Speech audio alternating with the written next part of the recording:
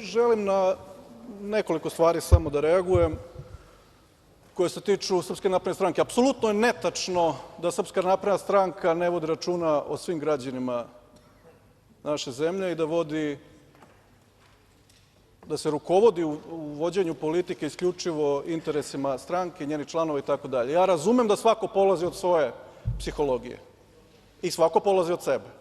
I onda vas 2012. izaberu za pokrajinskog sekretara za sport i omladinu, a onda vi pozovete u Banovinu na sastanak koordinatore kancelarija za mlade iz cele Vojvodine, ali samo iz onih lokalnih samouprava u kojima je na vlasti vaša stranka i njeni koalicioni partneri.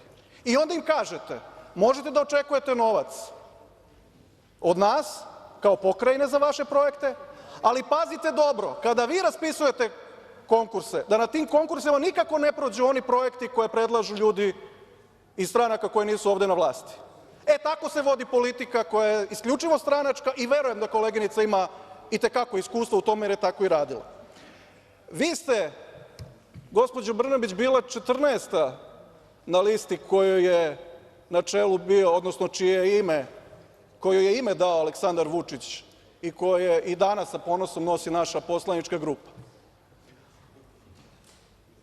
Ova teza se već nekoliko puta ponavlja – vi ništa niste doprineli, vi ništa niste itd. Mi nemamo problem da kažemo da smo apsolutno svesni činjenice i ponosimo se time da Aleksandar Vučić ima nepodeljenu podršku građana Srbije. Mi nemamo nikakav problem. Ali nije ovo bilo upućeno vama. Nije ovo trebalo da znači vi, Ana Brnabić, ne vredite ništa. To je onako, čisto da vas malo uvrede. Ovo je bila poruka Draganu Đilasu. Ja sam, a ne ti, doneo ove mandate u ovoj Skupštini, jer si ti, majstore, bio 64. na toj listi.